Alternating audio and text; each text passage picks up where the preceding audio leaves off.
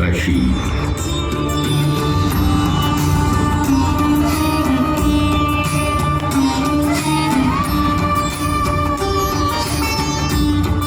मैं केवल राम कहूं तो मर्यादा के समस्त सर्वोच्च मापदंड स्वतः परिभाषित और स्थापित हो जाते हैं।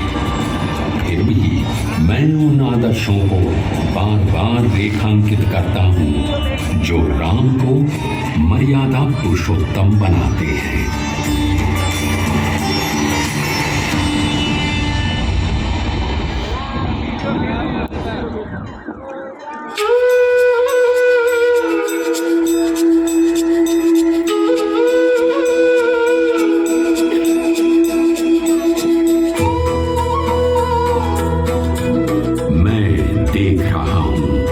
अयोध्या नगरी से देवलोक तक हर्ष की ध्वनियां गूंज उठी हैं।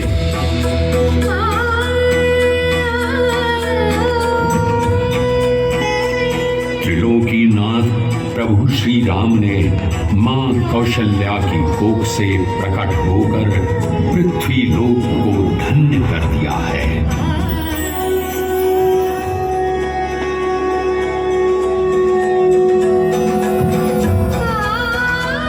नारायण के बाल स्वरूप के दुर्लभ दर्शन कर देवी कौशल्या कृतज्ञ हो रही हैं।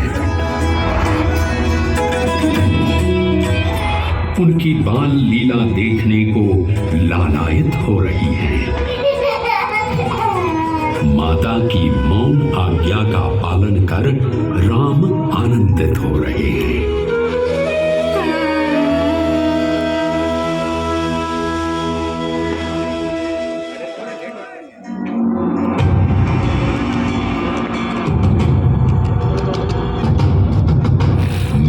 देख रहा हूं इधर राम किशोरावस्था में पदार्पण कर रहे हैं, उधर असुरों का आतंक बढ़ता ही जा रहा है।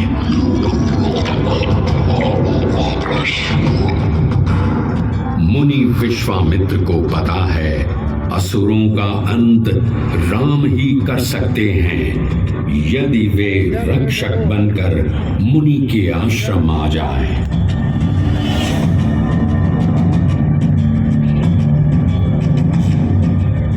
श्री राम लोक धर्म के धारक हैं। गुरु विश्वामित्र के साथ राम सानिध्य मात्र से परित्यक्त अहिल्या का उद्धार कर स्त्री सम्मान का लोकबोध कराते हैं।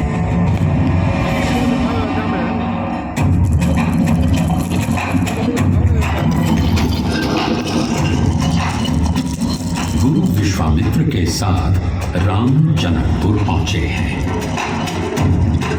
वीरता, धीरता, गंभीरता एवं कोमलता, इन समस्त गुणों और आचरणों को एक साथ धारण करते हुए राम दिखते हैं इसी जनकपुर में।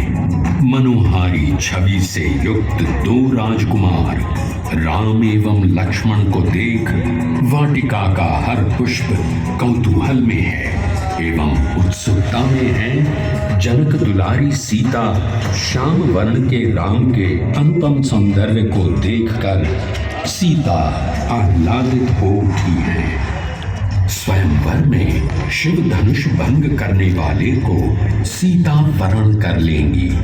हिला सका न जिसे कोई बलशाली, राम ने खंडित कर दिया है पल में उस शिव धनुष को।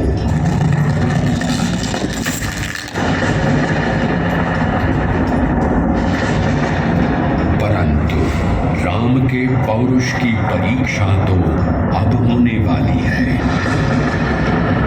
परशुराम के क्रोधपूर्ण आवेश को क्रोध से नहीं कोमलता से ग्रहण करते हैं श्री राम और वीरों की मर्यादा को नई ऊंचाई देते हैं।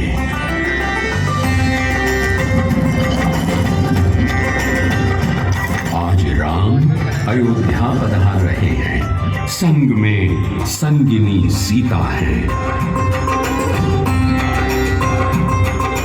नगर भर में सीता के सौंदर्य और सिया राम की अनुपम जोड़ी के वर्णन हो रहे हैं, परंतु विधि का विधान तो कुछ और ही संकेत दे रहा है।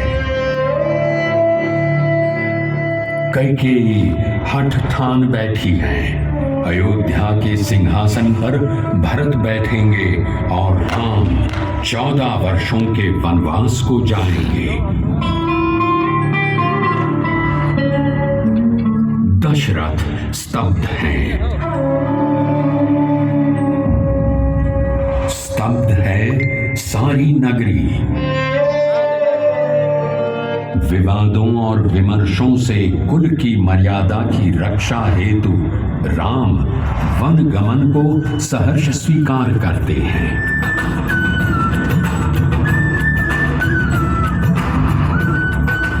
प्रसन्नता और अप्रसन्नता के भाव से परे राम नगर छोड़ चल पड़े हैं वन को।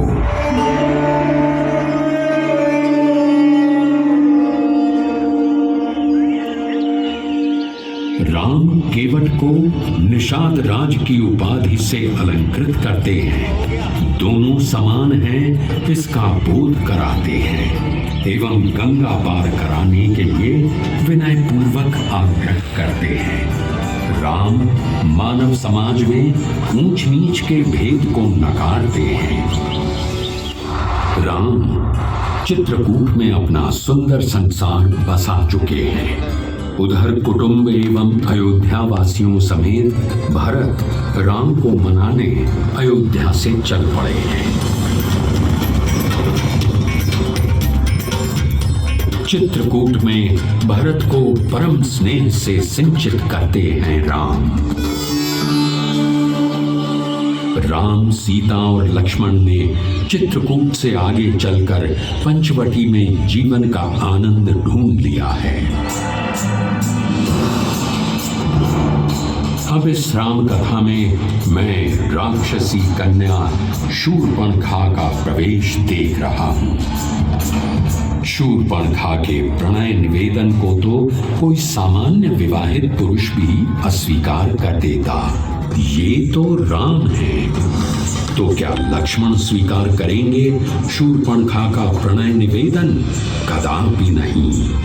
शूर्पणखा के नासिका विच्छेद के साथ ही शूर्पणखा अध्याय का अंत हो जाएगा, संशय है मुझे। उधर माता सीता ने राम के सामने स्वर्ण मृगछाल प्राप्ति की लालसा प्रकट कर दी है। राम स्वर्ण मृग की सत्यता जानते हैं, परंतु वर वचन की प्रतिज्ञा को धारण करने वाले राम सीता के आग्रह को ठुकरा ही नहीं सकते। मारीच शत्रु है, उसका भेद प्रकट हो गया है, परंतु राम उसे शत्रु भाव से किंचित नहीं देखते। वैकुंठ धाम जाने की उसकी इच्छा भी पूरी करते हैं। मायावी स्वर की सत्यता लक्ष्मण भी नहीं जान पाए। सीता अपनी कुटिया में अकेली पड़ ही गई। सीता लांग गई है लक्ष्मण रेखा। अपनी चाल में सफल हो गया है रावण।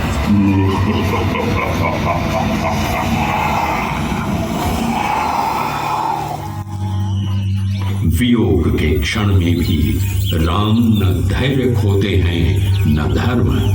पहुंचे हैं शबरी के आश्रम। सीता का पता पूछना तो एक उद्देश्य है ही। शबरी को उनके हीन मनोभाव से मुक्त कराना भी राम का उद्देश्य है। भगवान भी अपने अनन्य भक्तों को ढूंढने की लालसा रखते हैं।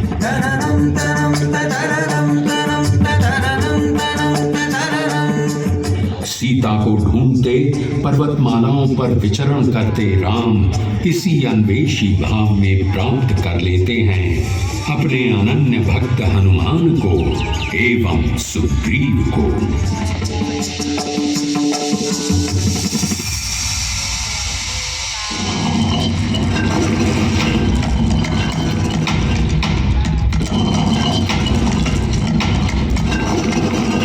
राम काज को आतुर हनुमान सागर पार लंका स्थित अशोक वाटिका पहुंचे हैं, जहां घोर वेदना में घिरी माता सीता राम की मुंदरी पाकर अति विस्मित हैं।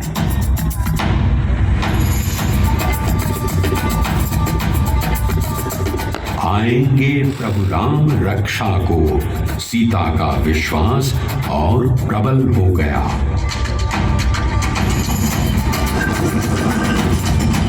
रावण राक्षस कुल का है, परंतु साधारण योद्धा नहीं है।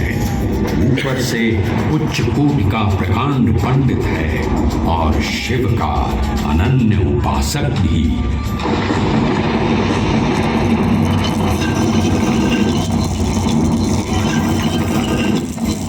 रावण की स्वर्ण जड़ित लंका की दमक राम की भक्ति और प्रतिबद्धता से भरे हनुमान के बोझ के आगे मंद पड़ जाती है। हनुमान की युक्ति काम आती है। रावण का स्वर्ण भवन एवं स्वर्ण सज्जित लंका जलकर स्वाहा हो जाती है।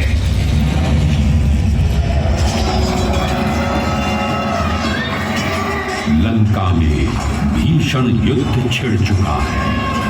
रावण की सेना के एक एक महारथी राम के हाथों मोक्ष को प्राप्त हो रहे हैं, परंतु राम अपने लक्ष्य के प्रति स्पष्ट है। राम का लक्ष्य है सत्य की स्थापना।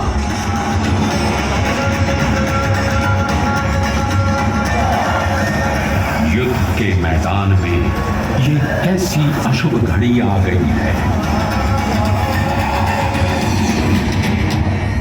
मूर्छित लक्ष्मण की रक्षा के लिए संजीवनी लाना संभव भी है या नहीं।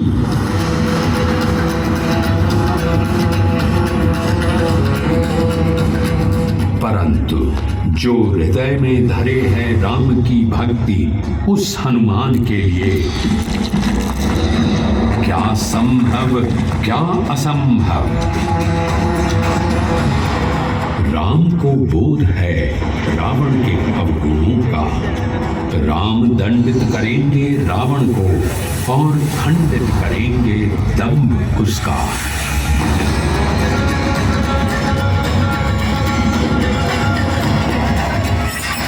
राम की सत्य शक्ति और रावण का पराक्रम टकराएंगे। क्या होगा परिणाम आज, व्याकुल हैं देव सभी।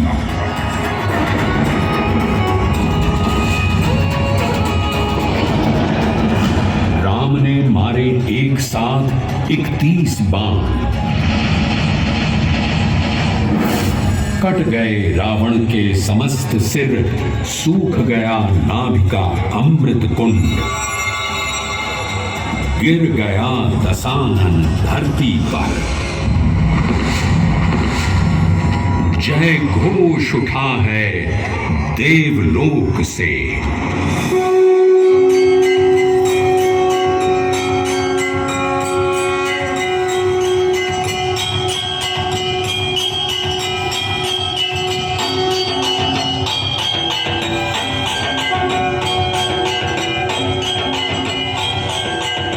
असत्य पर सत्य की विजय स्थापित करते हैं राम।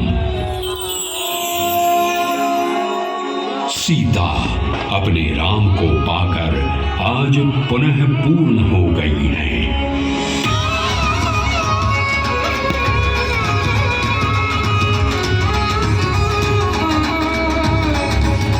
प्रसन्न हैं तीनों लोकों के देवतागण।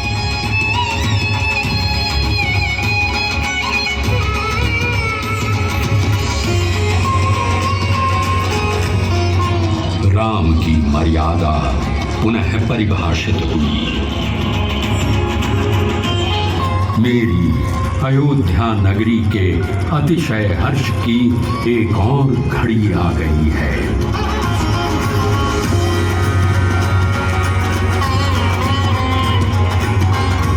प्रभु राम और देवी सीता की चरण धूलि को पाकर अयोध्या पुनः धन्य हो जाएगी। धन्य हो जाएंगे अयोध्यावासी।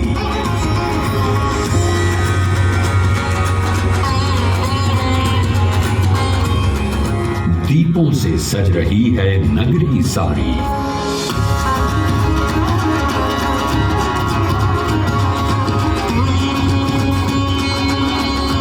मानो राम के अभिनंदन को अयोध्या की धरती पर उतर आए हों सब ग्रह और तारे।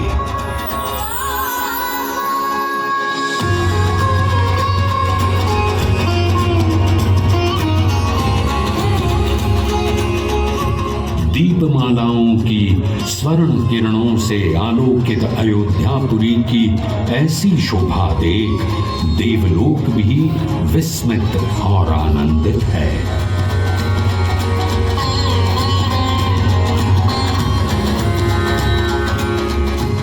प्रभु श्री राम के स्वागत उत्सव दीपोत्सव के इस उल्लास में गूंज उठी हैं जय घोष ध्वनियां।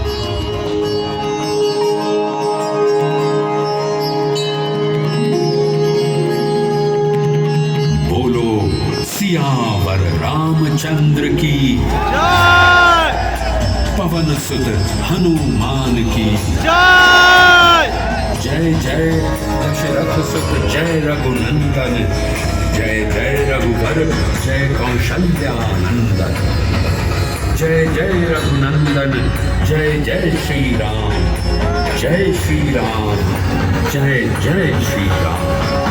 सियावर रामचंद्र की बोलो सब एक स्वर में